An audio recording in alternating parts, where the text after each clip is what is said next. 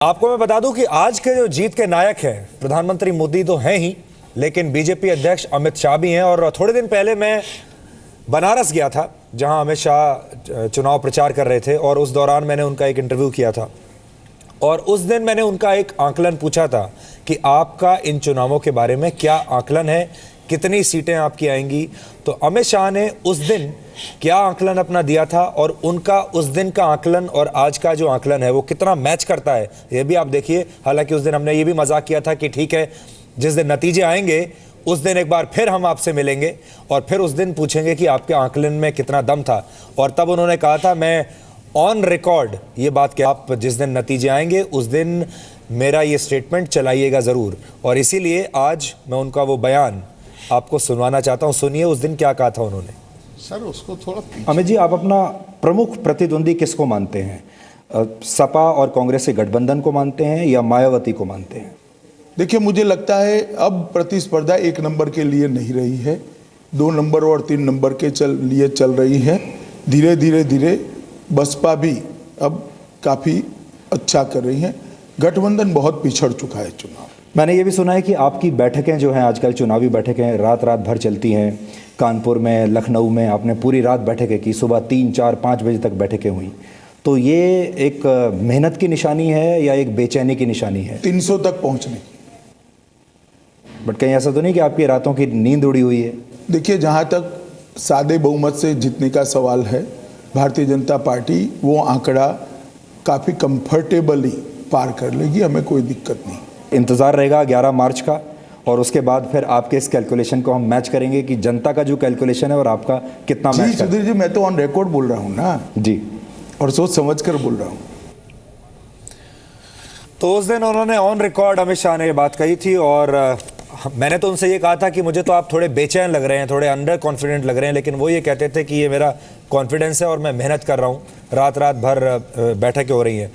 लेकिन यहाँ पर एक जो बीजेपी का रोहित काम करने का जो स्टाइल है उसको भी स्टडी करने की ज़रूरत है।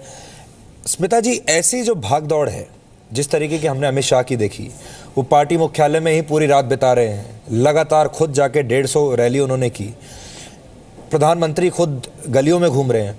ऐसी मेहनत, सिर्फ मेहनत की बात कर रहा हूँ मैं, ऐसी मेहनत अखिलेश, राहुल या इवन मायावती जी की तरफ से भी हमें देखने को नहीं मिली।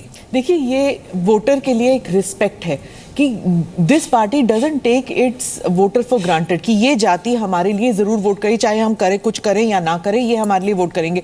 मेहनत मशक्क़त करने की बात ही नहीं उठती कुछ पार्टियों में कि ये वर्ग जो है, ये रिलीजन जो है, ये समुदाय जो है, ये हमें वोट जरूर देगा। BJP in UP did not take it for granted कि कोई भी कास्ट या कोई भी रिलीजन हमें वोट देगा। उन्होंने एक कंसोलिडेटेड वोट नहीं देखा हिंदू वोट को, ना ही किसी कास्ट को एक कंसोलिडेटेड वोट बैंक देखा है। So they went about it बहुत मेहनत से। मतलब कार्यकर्ता जो है बूथ लेवल पर काम कर रहा था, चाहे आरएसएस का कार्यकर्ता हो, एबीवीपी, जो भी उनका था, वो सब जाके वहां मेहनत कर रहे थे। उन्होंने डेरा बसाया हुआ था। So you know, in a way you have to understand कि वो इलेक्टेबिलिटी फैक्टर, टिकट देने में इलेक्टेबिलिटी फैक्टर, मीडिया उन्हें क्रिटिसाइज करी थी, आपने मुसलमानों को वोट नहीं दिया, आपने महिलाओं को टिकट नहीं दिया, आपने इनको टिकट नहीं दिया, फलां को नहीं दिया। लेकिन उन्होंने कहा इलेक्टेबिलिटी पहली बात।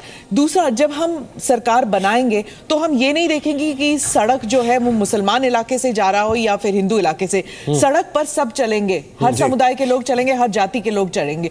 ब्रिज भी तभी बनेगा जब हर इंसान उसे इस्तेमाल कर सकता है।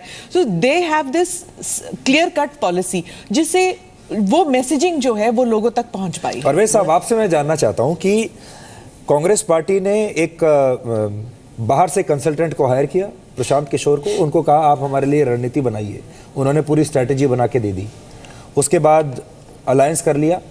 अखिलेश यादव ने कुछ ब्यूरोक्रेट्स को ले लिया अपने साथ में और कहा कि आप देखिए कि कैसे करना है। एक के बाद एक उद्घाटन करने शुरू कर दिए, मीडिया में फुल पेज ऐड देनी शुरू कर दी। और दूसरी तरफ आप यहाँ हर रोज़ देख रहे थे कि अमित शाह, जैसे कहते हैं ना कि सड़कों पर एकदम धूल मिट्टी के बीच में आप उनको देख रहे हैं, ऐसे ही प्रधानमंत्री मोदी। तो जब वोटर या लोग, आम जनता ऐसी चीज़ों को देखती है तो फ़र्क पड़ता है क्या?